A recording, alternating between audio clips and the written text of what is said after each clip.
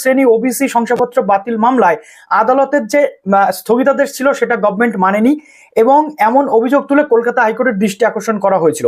মামলাকারীর বক্তব্য, আদালতের নির্দেশ না মেনেই কলেজের ভর্তির যে পোর্টাল সেটা চলছে, ওই অনলাইন পোর্টালে এখনো ওবিসি এ ওবিসি বি নিয়ে আলাদাভাবে ভর্তির কথা বলা হয়েছে।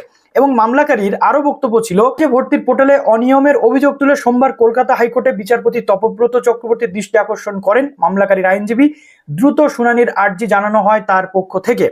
মতো 2010 সালের আগে ওবিসি শংসাপত্রে কোনো শ্রেণীবিন্যাস ছিল না, তবে কলেজে ভর্তির পোর্টালে এখনো ওবিসি এ ওবিসি বি আলাদাভাবে উল্লেখ রয়েছে। বৃহস্পতিবার সেই মামলার শুনানি কিন্তু শুরু হয়। আদালতের নির্দেশ ছিল যে ওবিসি সংক্রান্ত যে নতুন বিজ্ঞপ্তির উপর ইতিমধ্যে স্থগিতাদেশ কলকাতা হাইকোর্ট দিয়ে দিয়েছিল, আগামী 31শে জুলাই পর্যন্ত তার উপরে স্থগিতাদেশ কিন্তু বহাল থাকবে। মামলাকারীর পক্ষের বক্তব্য, আদালতের নির্দেশের ফলে ওবিসি এবং ওবিসি বি যে তালিকা করা হয়েছে তার কোনো বৈধতা নেই। 2010 সালের আগে যে 66টা সম্প্রদায় ছিল সেটাই বৈধ, তাহলে সেটা নিয়ে কেন ফর্ম ফিল আপ হচ্ছে না? অর্থাৎ ওবিসি ওবিসি বি যে শ্রেণীবিন্যাস করে 17% সংরক্ষণ এখানে দেওয়া হয়েছে, এখানে আদালত অবমাননা হয়েছে। তবে শংসাপত্র বাতিল মামলা শুনানিতে রাজ্যের বক্তব্য ছিল যে ওবিসি মামলার জন্য কলেজ ভর্তি থেকে শুরু করে নিয়োগ প্রক্রিয়া সব আটকে রয়েছে। আদালত জানায় এমন সমস্যা কিন্তু হওয়ার কথা নয়। এবার আসে শুনানি যখন শুরু হচ্ছে, মামলাকারীদের পক্ষ থেকে বলা হয় যে ওবিসি শ্রেণীবিন্যাস করে কলেজে ভর্তি চলছে। আদালতের নির্দেশ থাকা সত্ত্বেও ওবিসি ওবিসি বি ভাগ করে ভর্তি নেওয়া হচ্ছে। গত 17 জুন ওবিসি সাম্প্রতিক তালিকার উপর স্থগিতাদেশ দেওয়া হয়েছিল, আদালতের নির্দেশ না মেনে ভর্তি কিন্তু নেওয়া হয়েছে। এবার মামলা নিয়ে বিচারপতিদের যে প্রশ্ন ছিল, বানসা বলেন কিভাবে এই অভিযোগ করছেন। ভর্তি নিয়ে বিজ্ঞপ্তি দেওয়া হয় 12 জুন, আদালতের নির্দেশের পর শ্রেণীবিন্যাস স্থগিত রাখা হয়েছে। তার বক্তব্য, রাজ্য মাঝামাঝি জায়গায় আটকে গিয়েছে, তারা সুপ্রিম কোর্টের দিকে তাকিয়ে রয়েছে। যেহেতু এই স্থগিতাদেশের বিরুদ্ধে রাজ্য সরকার কিন্তু সুপ্রিম কোর্টে আবার একটা রিট পিটিশন ফাইল করেছে, রাজ্য সেখানে সেই মামলাতে কি হচ্ছে সেটা দেখার জন্য ওয়েট করছে। ধরুন শীর্ষ আদালত আমাদের রায় খারিজ করে দিল, তখন কি হবে? ভর্তি শুরু নিয়ে কি অসুবিধা? এটা কিন্তু বিচারপতিরা বলছেন, ঠিক আছে।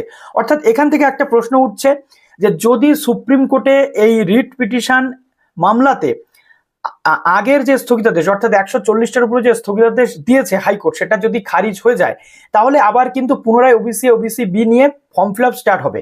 কিন্তু যদি সেটা খারিজ না হয়, তখন বিচারপতিরা বলেছেন যে ওবিসি সংক্রান্ত বিষয়ে যে ভর্তি প্রক্রিয়াতে ওবিসি পুরো সিস্টেমটাকে তুলে দেওয়া হয়েছে সেটা নিয়ে আপনারা প্রশ্ন করতে আসবেন। এখনই কলকাতা হাইকোর্ট কোন রকম এই অ্যাপ্লিকেশন প্রসেসে হস্তক্ষেপ করছে না। অর্থাৎ যেমন রাজ্য সরকার করে রেখেছে সেখানে, বা উচ্চশিক্ষা দপ্তর যেখানে করে রেখেছে পরিষ্কারভাবে যে ওবিসি শ্রেণীবিন্যাস বা ওবিসি টোটাল সংরক্ষণটাই সেখানে আর কিন্তু দেওয়া হচ্ছে না।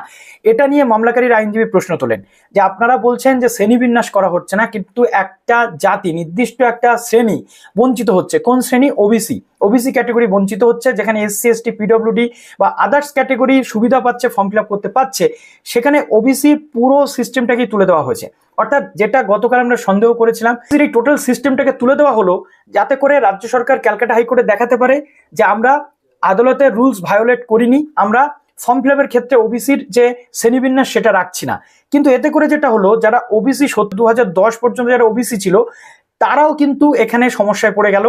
এবং এখান থেকে একটা প্রশ্ন উঠে আসছে যে 2010 পর্যন্ত যারা এখনো বৈধ তাদের কি হবে? সেক্ষেত্রে বিচারপতিরা কি বলছেন আমি আপনাদের বলবো। বিচারপতি মানসা জানাচ্ছেন তারা মেধা তালিকা তৈরি করেনি, শুধুমাত্র অ্যাপ্লিকেশন প্রসেস চলছে। যেহেতু অ্যাডমিশন প্রসেস এখনো শুরু হয়নি, শুধু অ্যাপ্লিকেশন প্রসেস চলছে, মেরিট লিস্ট আসেনি, কাজেই এটা কখনোই হস্তক্ষেপ করার জায়গাতে নেই। অর্থাৎ এখানে বিচারপতিরা হস্তক্ষেপ কিন্তু করতে চাননি। হাইকোর্টের নির্দেশের পরে রাজ্য বলেছে এখন সকলকে ভর্তি নিতে পারবে, পরে শ্রেণীবিন্যাস করা হবে। অর্থাৎ মেরিট লিস্টের আগে যে ফর্ম ফিল আপ সেটা চলতে পারে, এখন সকলকে একসাথে ভর্তি নেওয়া যেতে পারে, কিন্তু পরে যারা যারা ওবিসি তাদেরকে শ্রেণীবিন্যাস করে দেওয়া হবে, এটা রাজ্য সরকার বলেছে। যদিও সুপ্রিম কোর্ট হাইকোর্টের নির্দেশে হস্তক্ষেপ যদি না করে তখন এই অভিযোগ তোলা যাবে বলে জানানো হয়েছে। এখানে বঞ্চিত হচ্ছে ওবিসি শ্রেণী, কিন্তু এখন যেহেতু কোনো ক্যাটেগরি ভাগ করা নেই ওবিসি টোটালি কেউই অ্যাপ্লাই করতে পারছে না, কাজেই এখানে বঞ্চিত হওয়ার জায়গা নেই বলে বিচারপতিরা মনে করছেন। এবার যেটা আসছে মামলাকারীদের প্রশ্ন, বিচারপতি মানসার শ্রেণীবিন্যাস করা না হলে আপনার অধিকার কিভাবে বঞ্চিত হবে? এখন শ্রেণীবিন্যাস বন্ধ রেখেছে রাজ্য, পরে তারা করলে যদি আপনি অধিকার থেকে বঞ্চিত হন তাহলে আদালতে আসবেন। অর্থাৎ এখন এই মামলাতে কোনো হস্তক্ষেপ তিনি করলেন না। হাইকোর্টের নির্দেশ রয়েছে রাজ্যের বিরুদ্ধে আদালত অবমাননা মামলায় কোনো হস্তক্ষেপ তো ক্যালকাটা হাইকোর্ট করলো না। তবে রাজ্যকে এ ব্যাপারে হলফনামা দিতে বলেছে আদালত। সেটা কবে? আগামী 4 জুলাই নেক্সট হিয়ারিং আবার কিন্তু হবে, সেখানে একটা হলফনামা দিতে বলা হয়েছে, যেখানে বলা হচ্ছে 2010 সালে যারা ওবিসি তালিকায় নথিভুক্ত ছিলেন তাদের অধিকার যেন কোনো ক্ষুণ্ণ না হয় সে বিষয়ে হলফনামা দিতে বলা হয়েছে রাজ্যকে, এবং তার শুনানি রয়েছে আগামী 4 জুলাই। অর্থাৎ এখন পর্যন্ত যেমন যেমন ফর্ম ফিল আপ চলছে তেমনি ফর্ম ফিল আপ কিন্তু অটোমেটিক্যালি চলবে। ফর্ম ফিল আপের কিন্তু কোনো স্থগিতাদেশ থাকছে না, অর্থাৎ ফর্ম ফিল আপ প্রসেস কিন্তু কোনোভাবে আটকাচ্ছে না। ঠিক আছে, হচ্ছে 2010-এর ওবিসি গুলো যে ভুক্তভোগী হচ্ছে, যারা অলরেডি বৈধ বলে স্বীকৃত বলে রয়েছে, তাদের যে সুযোগ থেকে বঞ্চিত হচ্ছে সেটা যাতে না হয় তার জন্য আদালত কিন্তু রাজ্যকে হলফনামা দিতে বলে।